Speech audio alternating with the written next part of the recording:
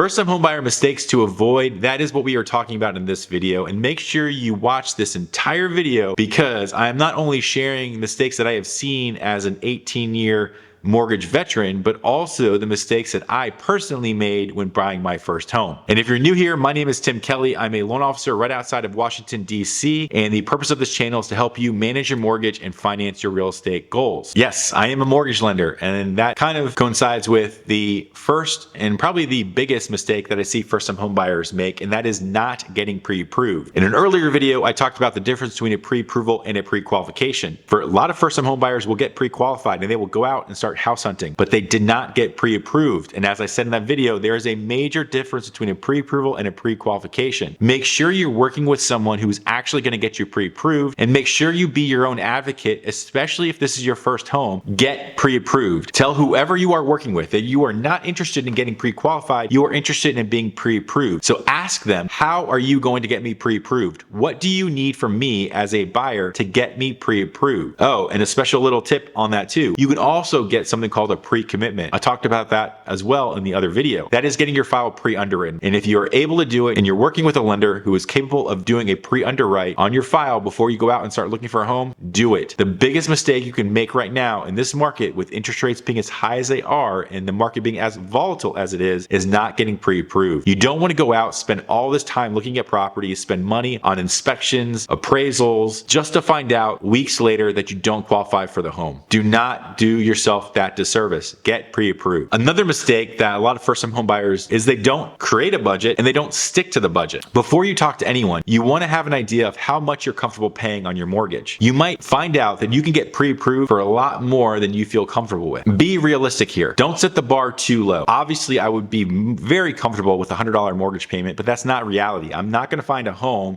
that has a $100 mortgage payment.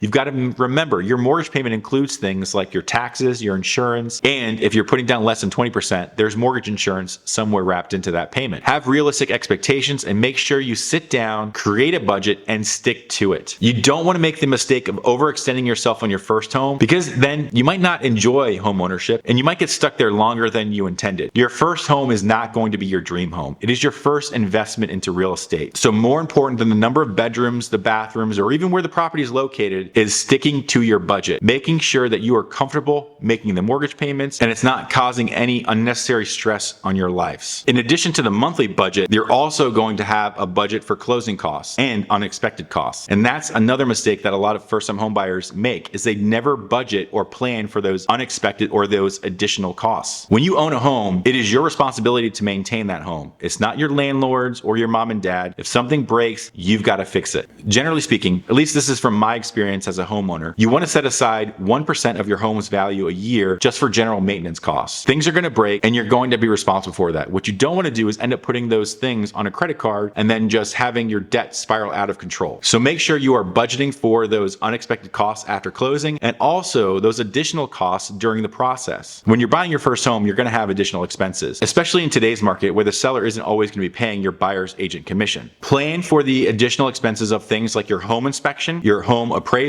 and possibly paying all or some of your buyer's agent's commission. And speaking of buyer's agents, that's another mistake that a lot of first-time home buyers make, is they don't align themselves with a professional team. They're not working with professional real estate agents or loan officers, and oftentimes that's going to end up costing them a lot in the long run. And in today's environment where listing agents and sellers have decoupled or they're not negotiating the buyer's agent commission, you could also be on the hook to pay your buyer's agent out of pocket. So before you sign any sort of agreement with your agent, make sure that they're professional, that they're adding value to you, and that you're understanding and you're comfortable should you have to pay any of their buyer agent commission. Now that can range depending on who you're working with and where you're looking, but we've seen it below 1% to over 3%, and that's of the purchase price. And what you don't want to have happen is you didn't work with a professional that explained that to you at the time that you signed the buyer broker agreement, just to be surprised at the closing table that you owe your agent thousands of dollars. And if you're paying your agent thousands of dollars, you want to make sure they're actually professional professionals. They are adding value to you, whether that's finding off-market properties, negotiating a great deal, or negotiating home inspection repair items. And that brings me to another mistake that first-time home buyers should be avoiding, and that is not actually reading the contract or the documents you're signing. This is the biggest purchase you've probably made in your life. Take a couple minutes or take a few hours to actually read the contracts and the loan documents that you are signing. It's okay not to understand everything and ask questions. Again, if you are working with professionals, we are prepared to answer those questions timely and accurately. Before you put ink to any paper or e-sign any documents, read them and read them carefully, because at the end of the day, this is your purchase. This is your mortgage payment. You're the one responsible for it, not your real estate agent, not your loan officer. And they are trained sales professionals who want you to sign those documents. So make sure you can trust them, make sure you're comfortable asking questions, and make sure you read what you're signing and agreeing to. The biggest mistake that I see a lot of first-time home buyers make is waiving or not doing a home inspection. I don't know about you, but when I bought my first home, I had no clue how to maintain a home or even how a home really worked. I didn't understand it at all. And I see buyers today waiving the home inspection or just not doing one altogether. And again, let me tell you, if something breaks in your home or it needs to be repaired, it is your responsibility. The issues that you'll see with the home would have been discovered during a home inspection. So the analogy that I like to use about a home inspection is like taking a car to a mechanic before you buy it. The home inspector is going to get under the hood of the car. They're going to look for any sort of issues or defects and things you should be planning for and budgeting for, like replacing appliances, roof, windows, doors, things like that. A few $100s during a home inspection could have raised a lot of red flags that perhaps you walked away from the deal just to go out and find a better home, or working with a professional real estate agent, you were able to negotiate some of those items to be repaired or perhaps get a credit to fix those after closing. And if you found this video helpful, check out some of my other videos.